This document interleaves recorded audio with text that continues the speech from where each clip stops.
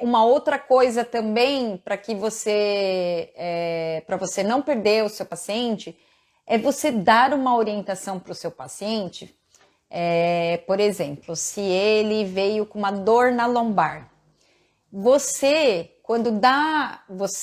chega no diagnóstico, faz o tratamento e entrega o resultado.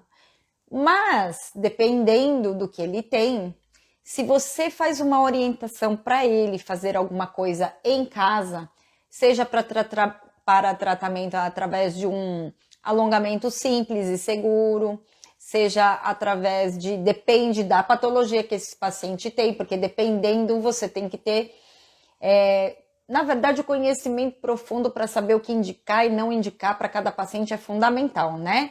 Então, mas assim, quando a gente dá uma orientação, então, por exemplo, o paciente chegou com dor na lombar, e aí você fez o seu diagnóstico e fez o tratamento, deu bom, mas você entrega algo a mais para ele também. Você dá uma orientação para ele, ou fazer um alongamento, ou ficar alguns minutos numa certa posição, ou uma orientação de uma dieta alimentar que vai atuar dentro da lombar dele. Por quê? Porque isso potencializa os resultados da sua terapêutica e você acaba entregando a mais para ele. E aí o paciente ele fala, nossa, né? Que legal, essa massoterapeuta aí teve maior cuidado comigo e ela ainda pediu para fazer isso. Falou, nossa, uma dieta alimentar por causa da dor na lombar? Nunca nenhum massoterapeuta tinha dito isso para mim, né? Então, quando você dá uma orientação de alguma coisa útil, que tem valor e que faz sentido para cada tipo de paciente, você não perde esse paciente, você fideliza esse paciente, né? Então, aí uma outra orientação para você. E aí, é muito importante, dentro desse programa Fidelizados, eu percebi que, acho que todos, viu, que eu entrevistei até agora, me responderam que a resposta foi geral, com palavras diferentes, mas eles relatam que é muito importante que os terapeutas tenham um atendimento humanizado, né? Esses pacientes que eu atendo, que me responderam as perguntas do programa Fidelizado, é incrível como eles dão muita importância para isso, de ter um atendimento humanizado. Então, o que significa isso, né? Para mim, eu vou falar sobre coisas que eu faço dentro do meu atendimento, que eu entendo que isso ajuda a humanizar o meu atendimento, e aí vou te dar algumas orientações, né? Se tiver alguma coisa que você já faz, então isso já tenho certeza que está colaborando para que você fidelize o seu paciente. E se eu te der alguma orientação que você ainda não faz, pratique, teste, né? Vê se isso faz diferença. Eu falo, sempre quando a gente aprende alguma coisa, eu sempre falo, né? Uma coisa boa, que eu vejo que tem fundamento naquilo, que outro profissional está me ensinando, eu falo, eu vou colocar em prática, né? E vamos ver que tipo de resultado isso traz diferente para mim, né? Isso em relação não só terapêutico, em tudo na vida também, né? Então a primeira coisa é tão bobo, né? Que eu vou falar, mas é assim, receba o seu paciente com um sorriso. Gente, eu vejo massoterapeuta que ou se dá um sorriso, eu percebo que aquele sorriso que ele tá dando porque é meio forçado, eu percebo, eu já fui recebida assim por massoterapeuta, sabe? Eu não sei se ele tava num dia meio de bad e por algum motivo ele tava de mau humor, né? Isso acontece. Mas, gente, mesmo que aconteça alguma coisa, no momento que você for atender o seu paciente, entre em contato com o seu sentimento em relação à escolha pela profissão que você fez, em relação ao amor que você tem dentro de você, que você pode ajudar o seu paciente, conecta com isso antes dele chegar.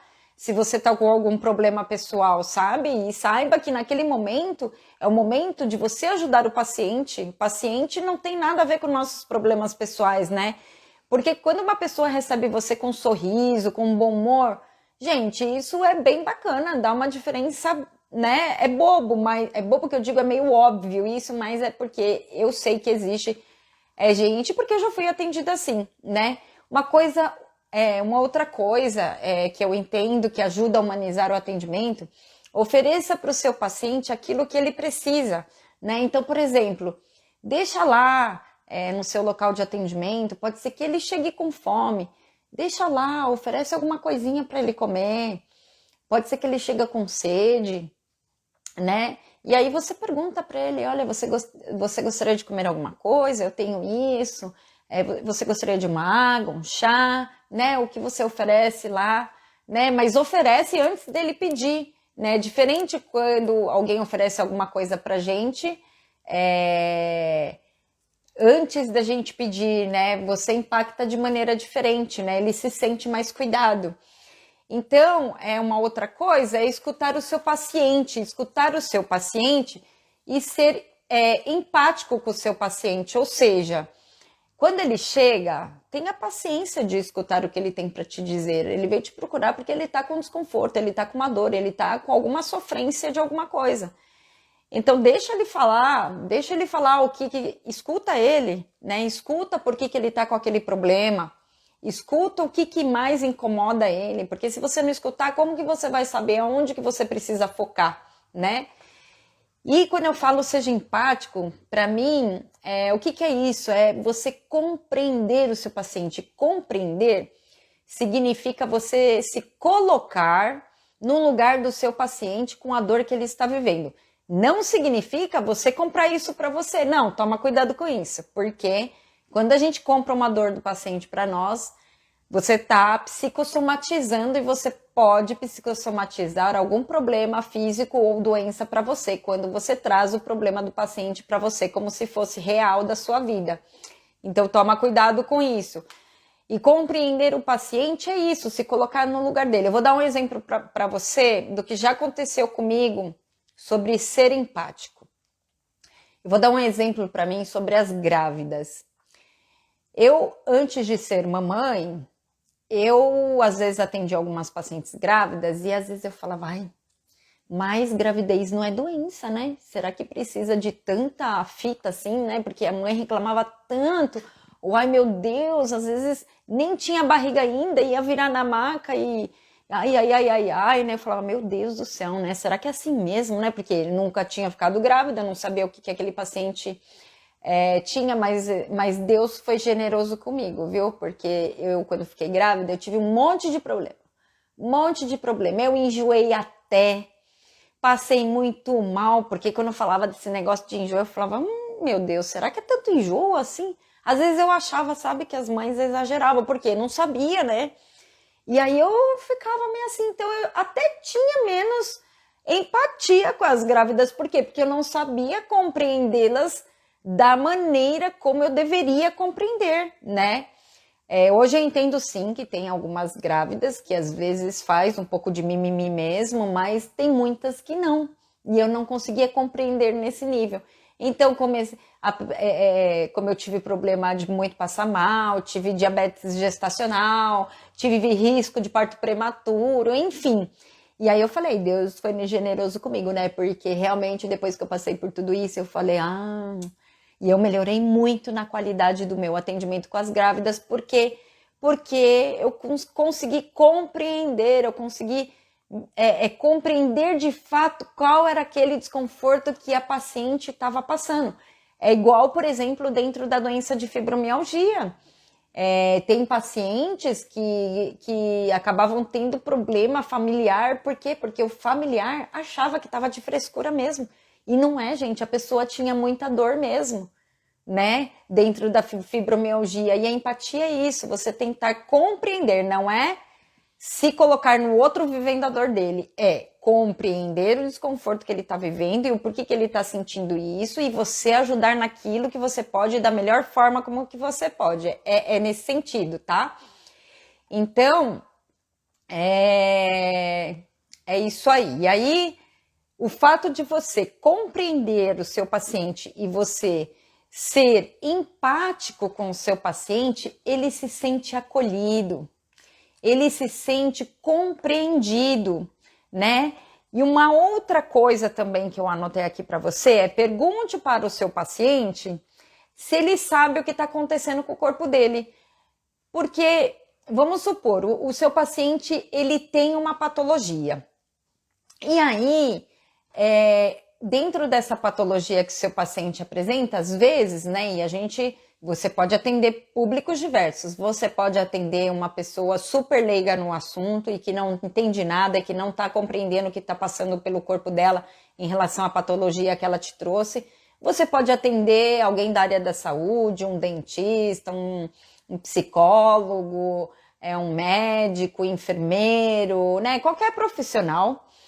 Então, você pergunta para ele, né? Lógico que porque na anamnese a gente coloca também, né? A gente pergunta qual a profissão do nosso paciente. Por quê? Porque devido à profissão a gente já consegue associar muitas tendências de hábitos e posturas daquele paciente, né? Então, a gente também precisa saber falar a linguagem do paciente. Então, por exemplo, se você atende uma pessoa que não é da saúde, não entende nada de nada do corpo humano, trabalha com uma outra coisa que não tem nada a ver com a nossa área, e aí você chega lá e começa a falar assim, não? Ele chega assim, fala assim, por favor, você pode deitar em decúbito ventral? Ele vai olhar para sua cara e não vai entender. Fala, então, por favor, pode deitar de barriga para baixo? Pronto, ele te entendeu.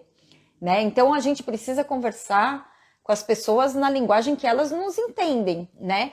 Agora, de repente, você está atendendo um médico e aí ele vem para você com uma hérnia de disco, por exemplo. E aí ele começa a falar em termos técnicos com você e você nem tá entendendo o que o cara tá falando. Daí ruim também. Por quê? Porque o médico vai ver que você não tem profundidade no negócio.